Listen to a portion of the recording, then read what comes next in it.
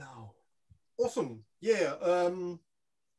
Welcome to this huge crowd to another edition of How to Tame a Unicorn.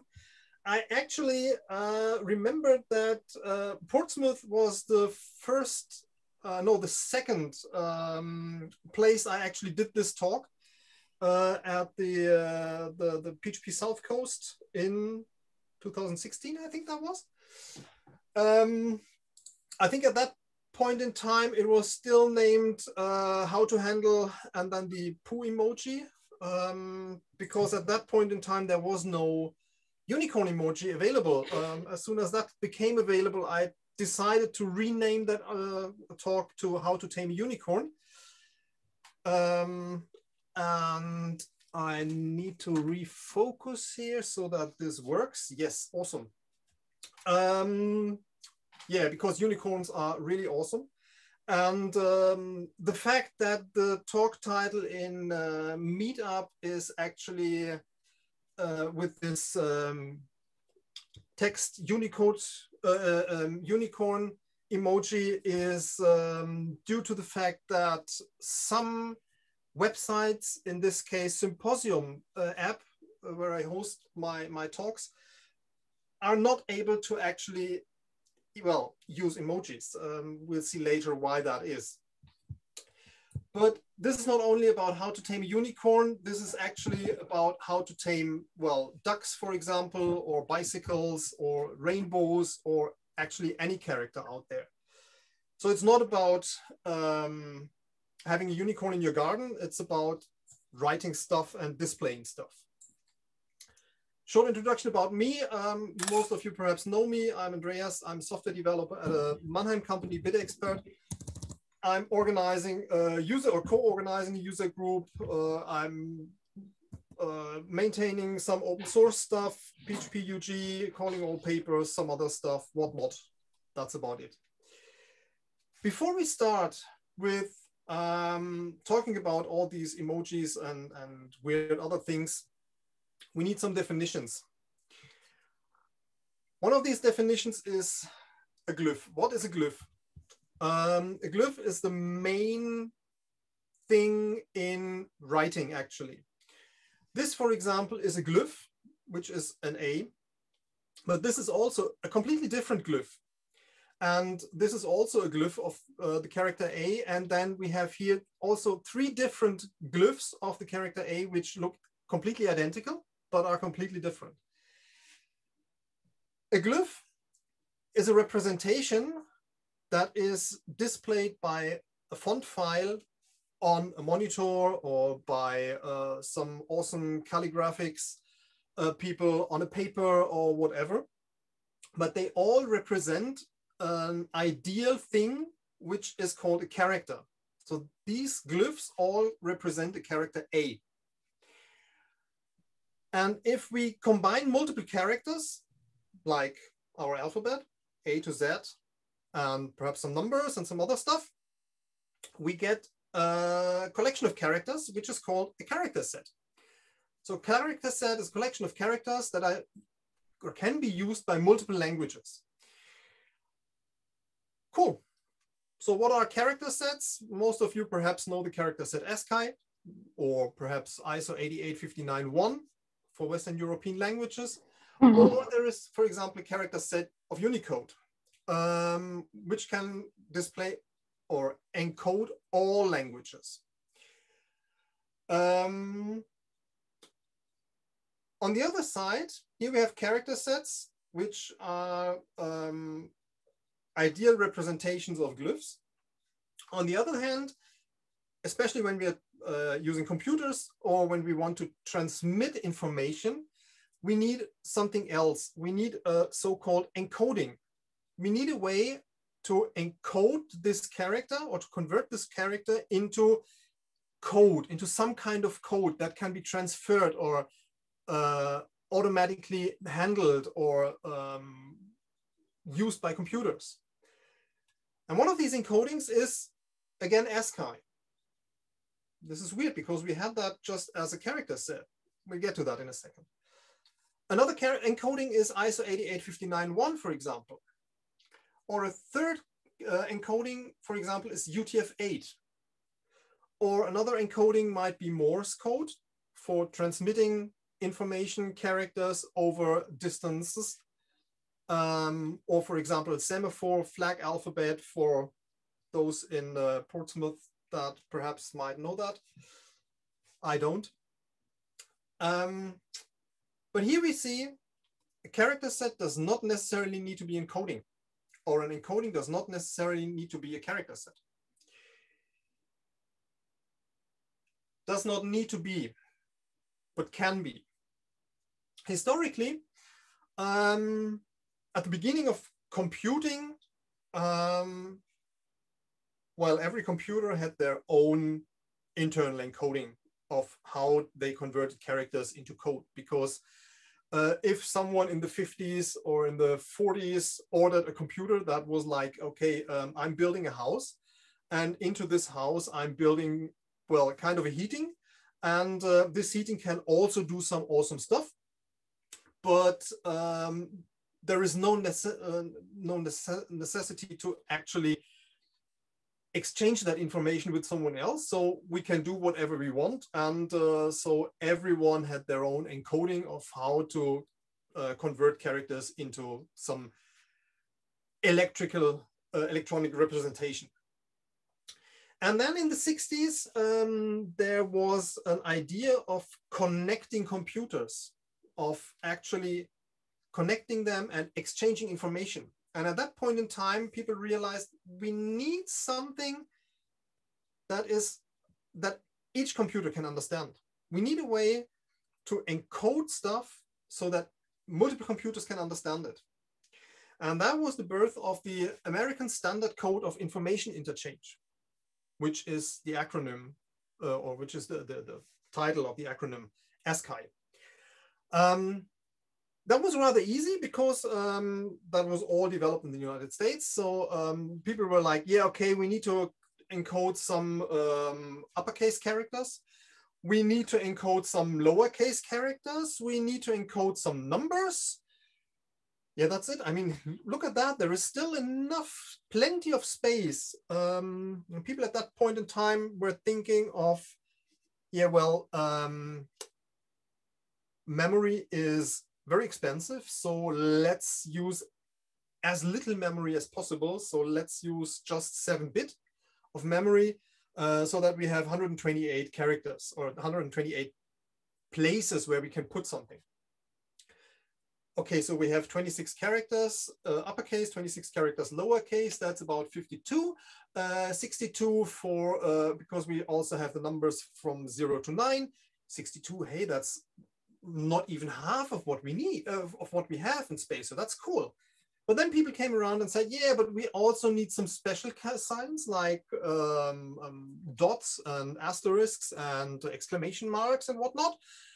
And also we need some special characters like an acknowledge bit or a sync bit and a null bit and a bell character and stuff like that.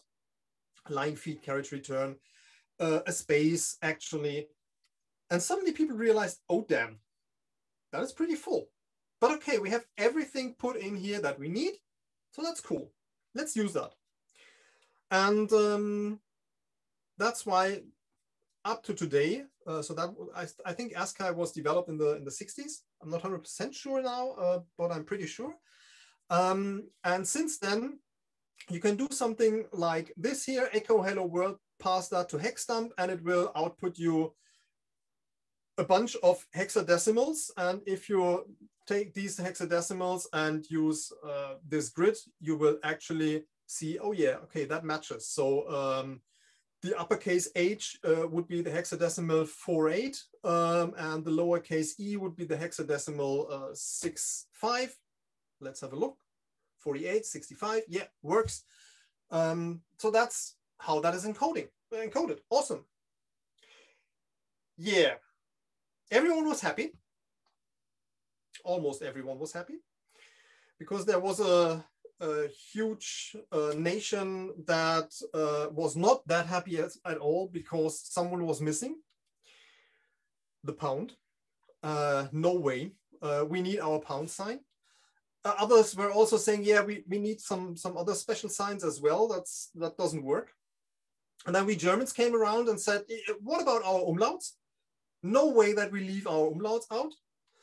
And then the Scandinavians came around and said, yeah, we also need some special stuff. Yeah, so that filled up pretty quickly. But where does that come from? As I said, ASCII was only using 7-bit. So people at one point said, okay, we need more space, we need more information. So what happens if we add another bit? So we have 8-bit. Oh, that's awesome, because that gives us another 128 code points, another 128 characters we can actually encode. That's cool, let's do that. And you see, everyone's happy. Yeah, well, you guessed it, not actually everyone, because now the Greek came around and said, what about our language, for example? Or some other countries came around that are, for example, the Russians or the Polish, they have special characters, the Bulgarians have special characters and stuff like that. So they all were like, we need something else. And that was the point where a thing called ISO 8859 was kind of invented, which is was declared ASCII compatible, because the first 128 code points were actually the same as in ASCII, and using this additional bit to make that 8-byte, those second 128 code points then could be declared however you want it. So for example, we can say, yeah, we're using ISO 8859.1, which means all the characters the Western European languages need. But you could also say we are using ISO 8859.2, which encodes all the characters that Middle Europe uses, like special characters for the Polish, for example, or the Czech people. Or you could say we are using ISO 8859.3 for Southern Europe. I'm not 100% sure where the difference is to Western Europe, but there seems to be one. Or you could say we are using ISO 8859.4 for Northern Europe.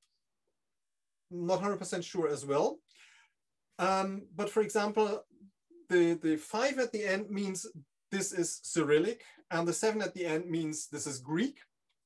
And there are some others, like for example, for Thai, I think that's 8. I'm not 100% sure. I think there are up to 15 different ISO 8859 standards. There are also other names for that. One of them is Windows 1252. If you use HTML and say that you're encoding this in ISO 8859.1, it actually uses Windows 1252, because there is a slight difference in those first 32 characters on the second part, and the second 128. But yeah, whatever. Another name that is often used is Latin 1. We are going to stumble over that later. Or for example, IBM 819, that's also ISO 8859.1. Or CP 819, CP stands for code page. All in all, a rather cool thing, but that has a caveat to it, because if you get a text, or if you get a file, and within that file you have something encoded with a hex code of C4, you don't know necessarily what that is. What character is that? You have an encoding, but just with that file, you don't know what character that is. It could be a German umlaut ä, if the file is encoded in ISO 8859.1 or ISO 8859.9. It could be a Cyrillic letter if it is encoded in ISO 8859.5. Or it could be this very weird character. I have no idea which one it is, if it's encoded in ISO 8859.6. Or it could be a delta, if you're using the Greek one, or this interesting character. Or for example, if you're using ISO 8859.8, that code point could just not encode a character at all. So the problem here is just from the file, you can't say what is in it. You can't actually say, yes, I can read that in an automated fashion. You always need to have some meta information about what actually is the encoding that was used for encoding this. Yeah, 128 code points. What about Chinese or Japanese or Korean? Because at least in Chinese, I think you need to know 10,000 different characters to be able to actually express yourself. I think 3,000 is the absolute minimum that you need. Well, 3,000 characters on one side and 256 code points on the, no, it doesn't work. So wouldn't it be actually cool to have all characters available? And that took some time until people realized, yes, these so-called 1-byte character sets, they just don't work in an interconnected world. And so in 1991, or no, before 1991, people actually gathered in the Unicode consortium. And in 1991, they actually released Unicode. And Unicode is a character set. Unicode as it in itself is ISO 88591 compatible, and therefore it's also ASCII compatible. So that's easy, that's cool. And in the first version from 1991, you could actually encode 65,000 code points. That is an awesome lot. So if we think about 10,000 Chinese, 10,000 Japanese, 10,000 Koreans, so that's 30,000, then we have still 35,000 code points left. I mean, I'm not talking about our 52 different characters for our English language, a few more in German. Yeah, that fits in there. No issue at all. But people were like, yeah, but if we have Unicode, and if we can actually, or if we want to try to have all languages in there, all characters in there, then we need even more, because we might want to encode long gone languages and want to encode future languages. So with version 2 in 1996, they actually increased that to over 1 million code points. That is an awful lot. For now, that should work out. But I mean, you see 1991 version 1 and 1996 version 2, and that was not really fast adoption. People were not really interested in this Unicode stuff because, hey, everything works when I'm using ASCII, or everything works when I'm using ISO 88591. So why should I change? Yeah, well, and then Apple brought out the iPhone, and people were starting to text each others. And suddenly they realized, oh, there are those nice little yellow thingies called emojis. Because in 2010, in version 6, emojis were added to Unicode. And since that time, Unicode is exploding, because everyone is like eagerly awaiting the next version of Unicode, because there are 3 new awesome emojis in it. And that's really awesome. I mean, there might be 3 different complete languages in there, and 150,000 new, well, perhaps not that much, but you know what I mean, new characters and whatnot in there. So that's from a linguistical point, there are much more awesome things than the emojis, but that's what everyone wants. And so with every new release of Unicode, people try to get this new version of Unicode out as soon as possible, as fast as possible, so that everyone can use those new emojis. So emojis are the thing that fired up Unicode like hell. Okay, so how does Unicode work internally? So the language, the encodings that we had before, also the character sets, they were like, yeah, we have one byte for each character. In Unicode, this is handled a bit differently because we have 17 so-called planes, and each of these planes has 65,536 code points. And these code points are defined by 2 bytes within a plane. And that's why we are talking about a multi-byte character set here. And we also need another 5-bit for the plane number. If it would be 16 different planes, we could use 4-bit, but as it's 17 planes, we need 5-bit. Okay. We need that later.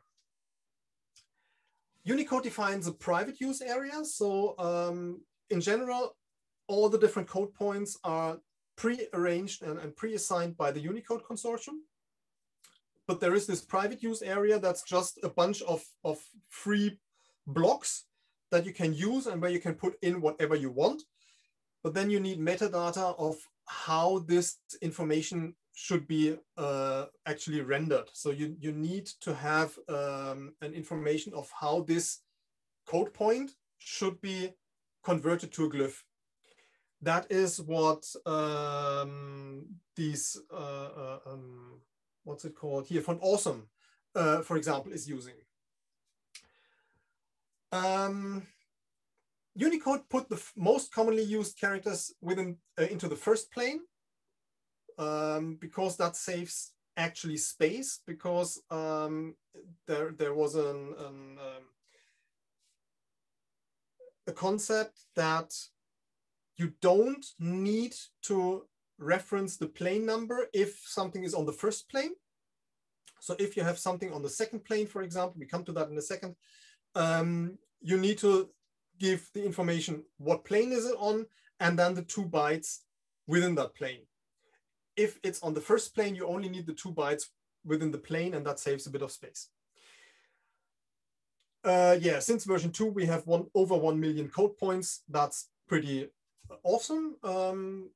Unicode also defines multiple ways to describe one character. For example, our German umlaut ä, which is a capital A, well, capital A, with 2 dots above, can either be described as one character, or it can be described as, well, capital A plus 2 dots, and then shove those 2 dots just over that A.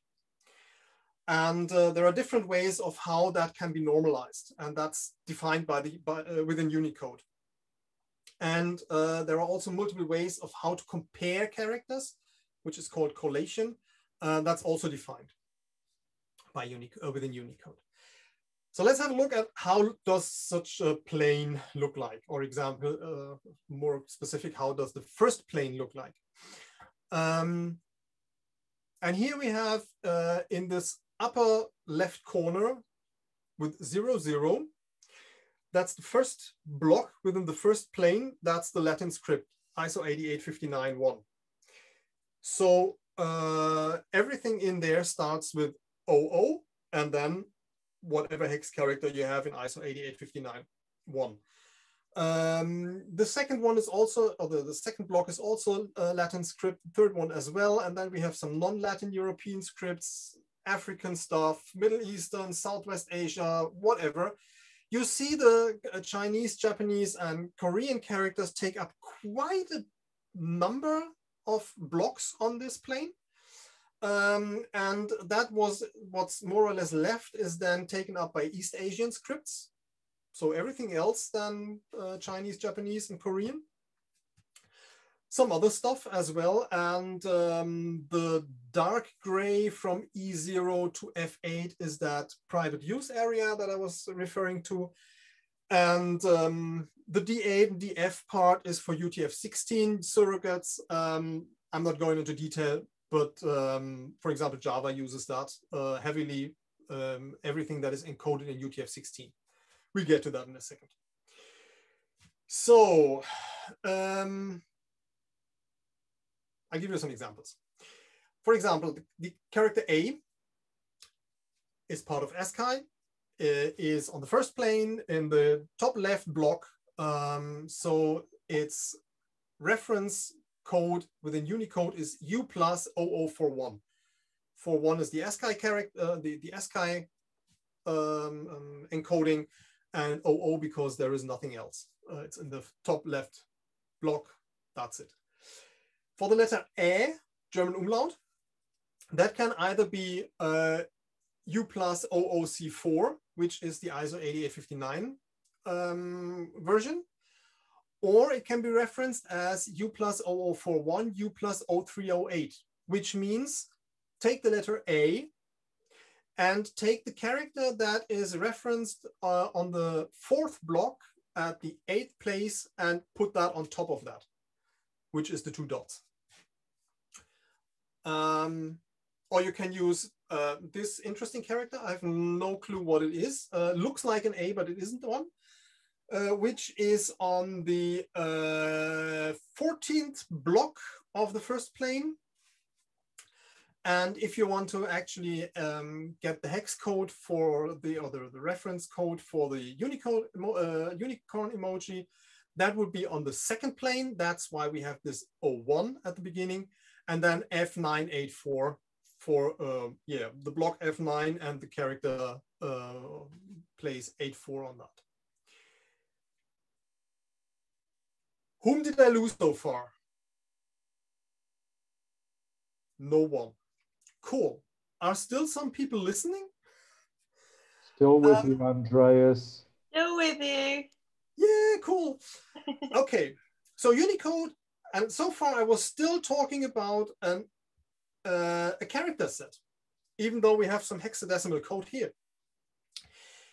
But Unicode is just a character set. It's not an encoding. But of course, we need to encode that somehow. And well, the easiest encoding is UTF-32, which means we take 32 bits, 4 byte, and just encode the stuff in there. I mean, we need at least 3 byte for the whole thing to be able to encode everything. And with 4 bytes, yeah, we're just adding some zeros at the beginning. That takes up a huge amount of space. That's why no one actually uses that. So thank you very much, but no thanks. The other possibility would be to use UTF-16. Why is that of interest? Well, as I said, Unicode was created in an area or in a time, 1991, where we had a change in computing. And one of the results of that change is Unicode. Another result of this change is, of this new era is, for example, Java. And at that point, Unicode only had 65,000 characters. Only the first plane was defined, so we only need 2 bytes. So UTF-16 just encodes 2 bytes, and that's it, and fine. So who cares? The trouble then started when in 1996, all the other planes were introduced, and they suddenly realized, oh, we need a way of encoding that. That works, but it's messy. And I'm not going to talk about that because most of you are not doing some Java stuff. If you want to, I can give you later on a short introduction of how that works, but believe me, if you've seen it, you don't want to know it. But what most of us actually have to work with or are working with is UTF-8, which is awesome. Why is UTF-8 awesome? Well, I first want to give you some information about UTF-16. UTF-16 uses 2 bytes, as I said, always. Can only encode the first plane. And it's used by Windows, Mac OS, and Java. But the trouble is it's not stream safe. And also one of the problems is I have no clue which of these 2 bytes actually is the first byte. So at the beginning of the file, I need a so-called byte order marker so that I know which of the 2 bytes is the first one. That is usually an FE or an EF. It's called a bomb. BOM. Why it's not stream safe? Yeah, well, wherever you intercept such, if you have a stream of data and you intercept that somewhere, you don't know whether you are at the first byte or at the second byte or where you are at this point in time. And so you can, if you just remove the first 2 bits of a file, you're left with complete garbage. And yeah, well, that's not really a good thing. So you have to be very, very careful with your data and stuff. If you want to transfer that stuff over unreliable media like Ethernet cables or fiber cables or whatever, you have a problem, because then it might actually get truncated. And so you need a way of getting a stream safe encoding for that. And that's where UTF-8 comes in. UTF-8 uses 1 to 4 bytes, depending on how much it needs to encode. UTF-8 can encode all the code points of Unicode, not like UTF-16 with some hacky tricks. And it's mostly used in Linux and on the web because it's stream safe. We'll see why that is in a minute, or perhaps 2. You can add a BOM, a byte order marker, but it's not necessary because the internal structure already tells you which one is the more interesting byte and which one isn't. So most of the time, this bomb is actually a bomb because it blows up everything. So now I have to dig into bits and bytes, actually. I hope, well, in Germany, we have this, this famous beer, Bitburger, which is abbreviated as bit. So that's usually the part where people in Germany open their first bottle of beer. In UTF-8, we can use a single byte to encode a character. This single byte always starts with a 0 bit and is then just followed by the ASCII code of the character. So for example, a character A, capital A, would be 01, 5 O's and another 1. And that's it. But everything else, everything above ASCII needs more than 1 byte. That's where we have the multi-byte. And if we have a multi-byte sequence is what we're talking about. So multi-byte sequence contains either 2 or 3 or 4 bytes. In such a multi-byte sequence, each byte starts with 1 bit. And is the first byte of such a sequence is then followed by a 1 for each follow-up byte. Or a 0 for the following bytes. Wait a minute. Okay, I'll give you an example. So for a single byte sequence, we have a 0 and then the ASCII code as payload. Easy. For a 2 byte sequence, we have a 1. And because this is the first byte of a multi-byte sequence, it is followed up by another 1. And it is only 1 follow-up 1 because there is only 1 follow-up byte. The follow-up byte starts always with a 1, 0. For a 3 byte sequence, we have 3 1s and a 0. And the 2 follow-up bytes all both start with 1, 0. And for a 4 byte sequence, yes, similar, we have 4 1s and a 0, and the follow-up bytes have also 1 and 0 at the beginning. X always is the payload. So if we have 4 bytes, or if we are using 4 bytes, we can at most 6, 12, 18, 19, 20, 21. We can at most encode 21 bit, 21 bit. That's the max we can encode. Let's recap to the beginning. I said we need 5 bit for the definition of the plane, and then 2 byte for the definition for locating the character within that plane, which means 2 byte is 16, plus 5-bit is 21. Hey, that's a perfect match. So we can actually encode everything in Unicode within UTF-8.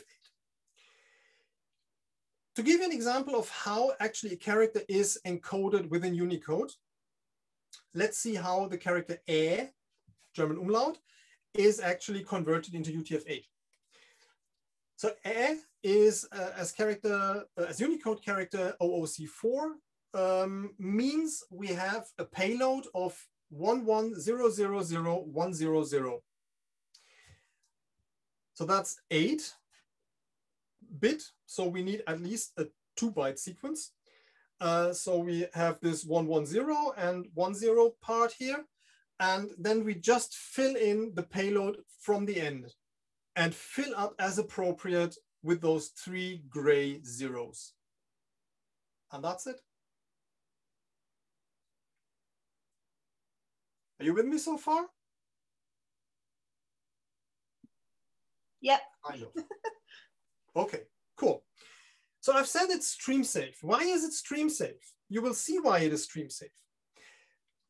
Have a look at this byte sequence. Does this byte sequence work? And yes, it makes sense to actually unmute now. Who would say that byte sequence works? No one. Why is that? Because we have a follow-up byte here in the middle, marked by 10, but we don't have a start byte, because the first byte here in this sequence is a single byte. That's a 0 with some ASCII payload at the end. So this doesn't compute, doesn't work. Here we have something where we have a start byte of a 2-byte sequence followed by not a follow-up byte of a 2-byte sequence. So this doesn't work. Here we have a 3-byte sequence. We have the start byte of the 3-byte sequence with 3 1s and a 0. We have a follow-up byte with the 1 and the 0, and we have a missing follow-up byte. Doesn't work. And all these things here will result in this interesting character, which most of you probably have seen so far. Yeah. The cool thing is, that's it with the basics. Now we dive into some code. Because the question is, how can we actually use this information and make use of that in our, PHP code is the main basis. So if you're into Go or .NET or Rust, sorry, but I'm pretty sure there are similar things that you can use to the things that I'm going to tell you. The most important thing is always use UTF-8. Make sure that your source code files are UTF-8. Make sure that your default char set in your PHP-INI is set to UTF-8. If you want to be 100% sure, make sure that you are sending the content type text HTML char set UTF-8. Who spots the problem here? No one? It's after the page has been sent. No. Not in the header. That's not the thing. That's not the issue here in this case. The more interesting thing is UTF-8 is an encoding and not a character set. But the abbreviation or the term that is used to specify that is char set. Because at the beginning of the time, character set and encoding were used like exchangeable. Because if you have 1-byte character sets, and it's the same as an encoding. But actually here, the term char set is the wrong one. It always should need to be encoding here in this case. So if you're at one point, if you don't, I'm one of those people, I'm always thinking of, was that encoding or was that char set? What do I specify? UTF-8, it's an encoding, so I need to set char set. Yeah, it's weird, but yeah, it is like that. It's the same here in except char set, and the except char set header, UTF-8. Should be except encoding, but hey. If you're sending forms, use form except char set UTF-8 to make sure. And especially for PHP, use the iconv and the MB string extensions when you're handling strings. I give you some examples for that later on. And also mind your locale settings. Depending on your locale settings, you suddenly get complete weird things. And that's about it. Thank you very much for your time. Yeah, no, not 100%. Because that's cool, because that is all that we have in control. We can set all these informations because we have that under control. What happens with stuff where we don't have under our control, like user provided input? If we get user provided input, that can be in any encoding, any character set whatsoever. So we need to convert that to UTF-8.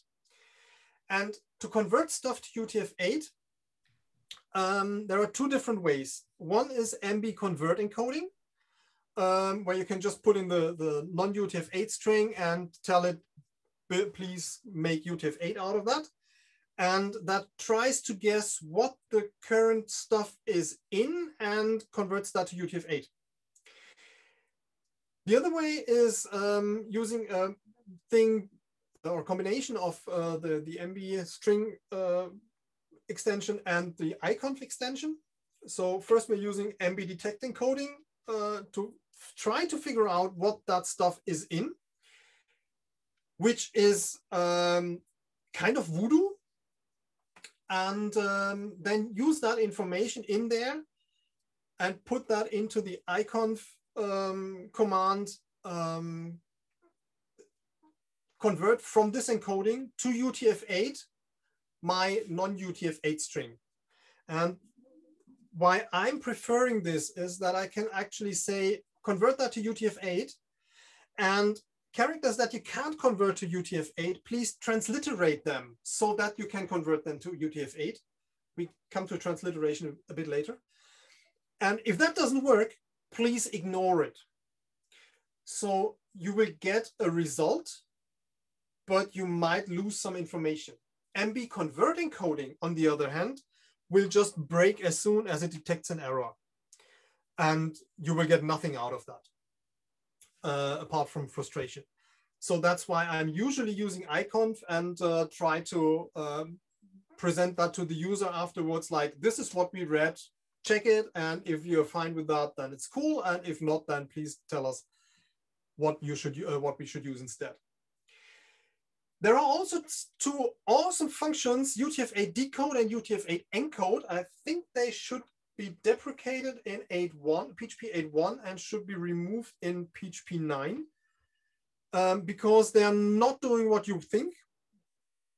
They do decode and encode to and from UTF-8, but only if the other side is ISO 8859.1. So even if you have ISO 8859.5, like Cyrillic stuff, it will not, well, it will do something, but it will not be what you think it should be. So don't use them, period. For string manipulation, there is, for almost every string function, there is also an MB string function. So if you want to know the string length, for example, of this awesome string here, a thumbs up emoji and a smile emoji and a tada emoji. If you do a bin to hex for that and echo that, you see that is a pretty long thing. And if you're using string length on that, even though it's just 1, 2, 3, 4, 5, 6, 7, 8, 9 entities that you see here, it will still tell you, yeah, that string is 18 long. The question is, what is 18 here in this case? And string length always will give you the number of bytes this string is long. So this string is 18 bytes long. That's not wrong, that's completely correct. But yeah, if you now suddenly want to take out the first 2 bytes and do something with them and put them back in or whatever, you will directly cut into the thumbs up emoji and break that apart and break that completely. So if you use the MB string length function here for that, you will get the correct number of 9. Then there is also a grapheme function, which is part of the Intel extension, because we have these awesome combination emojis, like these family emojis. Such a family emoji is a combination of, in this case, 4 different emojis combined with some special character. Here in this case, it's this E2808D. And if you use MB string length on that, it will tell you, yes, this is a combination of 7 different emojis, 7 different multi-byte sequences. But the grapheme string length will actually tell you, yes, this is one entity. So check whatever you need. Those are the 3 different things that you can use. Though I think the grapheme, grapheme string length is the only one that is relevant in this part. Yeah. Another caveat, don't use function overloading. If you don't know what function overloading is, forget about it. For regular expressions, there is a U modifier for Unicode, which tells the regular expression engine that whatever comes here is Unicode. So use that, it doesn't harm. Yeah, so that's cool. Awesome. Now we have everything in Unicode. Sometimes we have to communicate with systems that are stupid and that don't understand Unicode. What do we do then?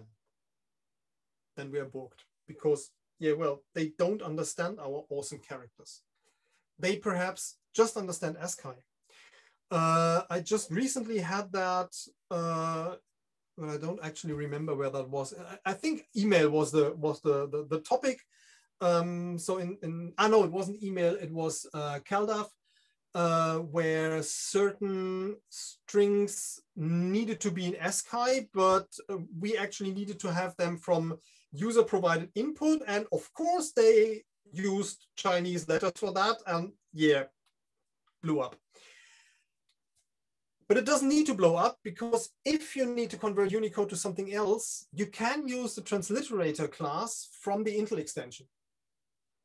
And the transliterator class can actually convert your input into something differently. So in this case, we're converting anything that we get into something Latin. And then we take this Latin input and convert that to ASCII. Certainly there is no direct any to ASCII. And for everything that is not ASCII, in this case, we want to have the name of that character. So that's what this weird string here tells you.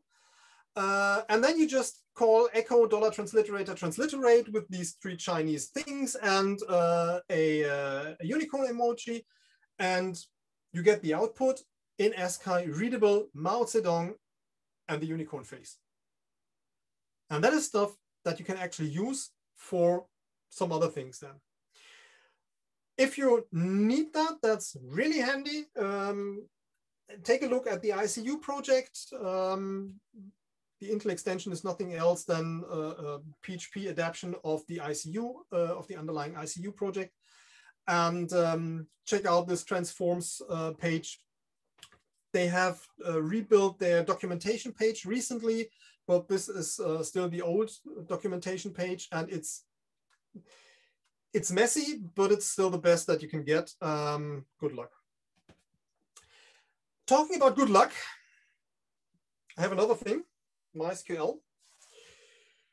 Yeah. A database that for a very long time used Latin 1 as character set and Swedish as their collation. Interesting, yeah, I mean, we can understand that when we know that MySQL comes from Sweden and Latin 1 and Swedish makes sense then somehow.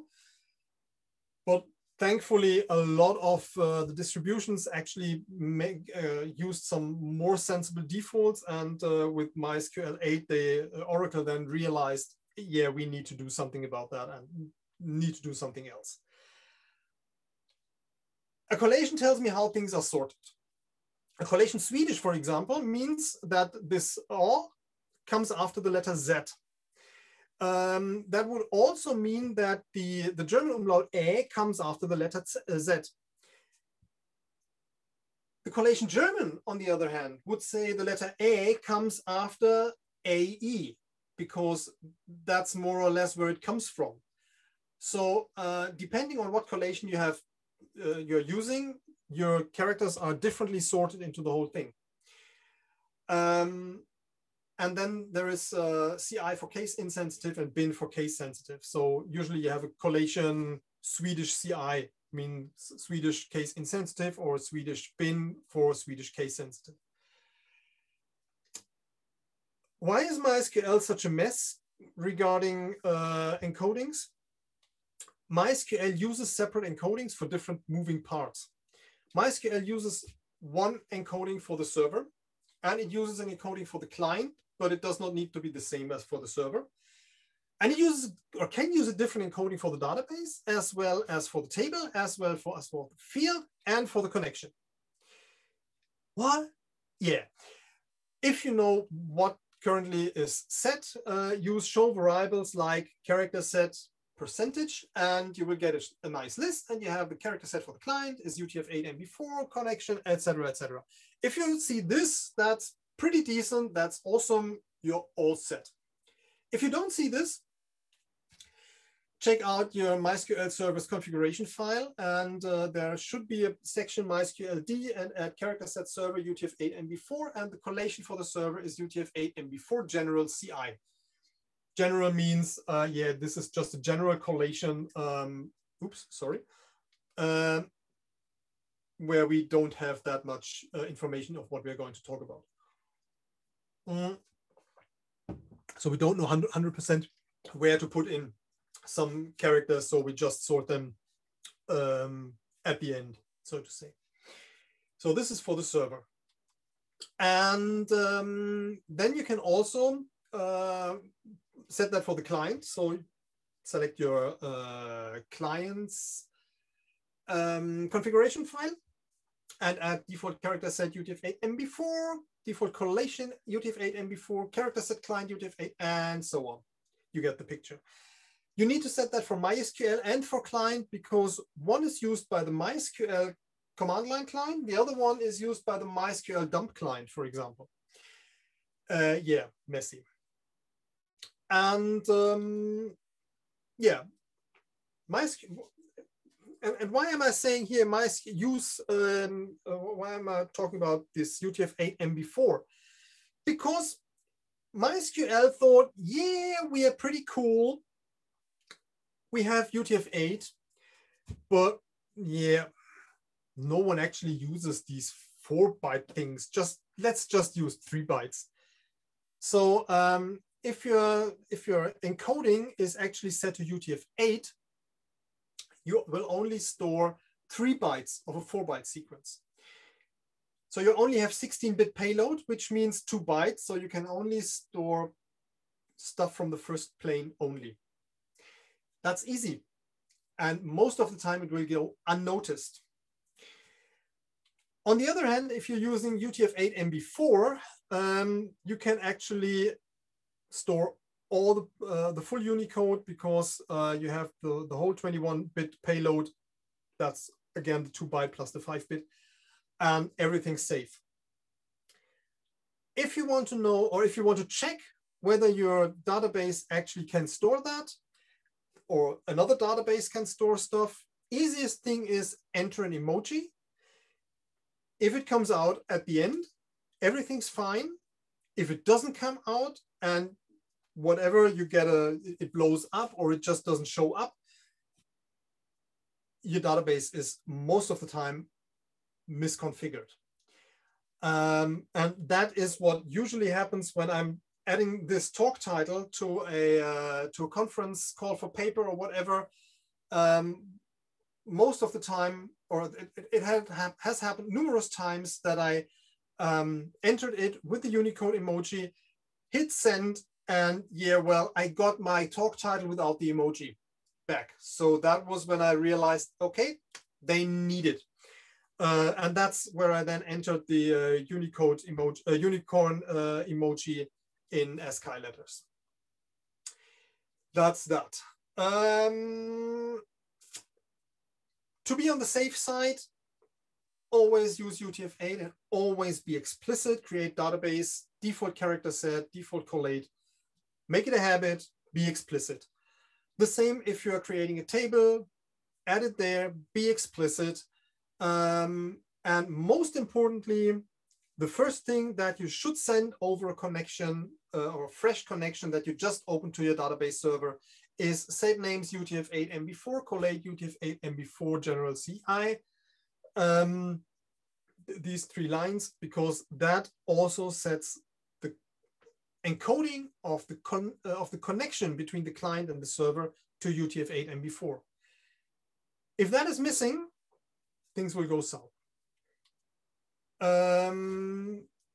If you're using PDO, and we all use PDO in the PHP community, you can actually set that as char set UTF-8 MB4 in the PDO constructor already. That's pretty easy. What happens when you forget the connection? I'll show you. Let's send a lowercase a, German umlaut. We have a 2-byte sequence here, 11, 4 zeros, 11, etc., etc. You can read that. That's what the client has. So the client hands that over into the connection. Hey, connection, this is what I have. And the connection says, thank you very much. Those are 2 perfectly valid Latin encodings. Awesome. Thank you. I'll take them. I'll handle them. And I'll send them to the server. And the server then says, oh, thank you very much for those 2 Latin characters. But as I'm UTF-8, I have to convert those Latin characters into UTF-8 and makes 2 bytes out of each of those bytes. And this is what will be stored in the database. And I, for myself, have seen this character far too often in databases. The trouble is, on the way back, the server takes out these 2 characters, these 4 bytes, and takes them as UTF-8 and hands them over to the connection. The connection says, oh, thank you very much for those UTF-8 characters, but I'm Latin 1, so I'm just converting them back to Latin 1. And so I have my 2 bytes now. And then hands those 2 bytes back to the client. And the client says, oh, thank you very much for those 2 bytes. That's perfectly valid UTF-8. I can handle them. And transports them back and displays them on the website. And on the website, you still see the German lowercase umlaut a. So from what you see on the website, everything's fine. As soon as you have a look into the database, you'll say, oh, fucking hell. And converting that afterwards is a mess. It is especially a mess if you then have a mixed stuff where some of the stuff comes from one area of your website where the connection was not correctly initialized, and some other stuff comes from, for example, a CLI tool that actually used correct information for the connection and entered the stuff correctly. So now you have wrong encoding and right encoding in the same database, and you will never get that kind of sorted. That's really, really messy. So make sure to have that set up from the beginning in the correct way. It will save you a shitload of headache. Yeah, or use a real database. Short recap of the whole thing. Use UTF-8 everywhere. Use iconv and the MB string extension. Don't use UTF-8D and encode.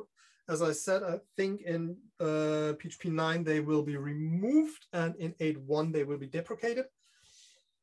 Don't use function overloading, and teach your database or your MySQL proper UTF-8. And by default, if you say UTF-8, it will only be 3-byte UTF-8. Use UTF-8 MB4. Any questions?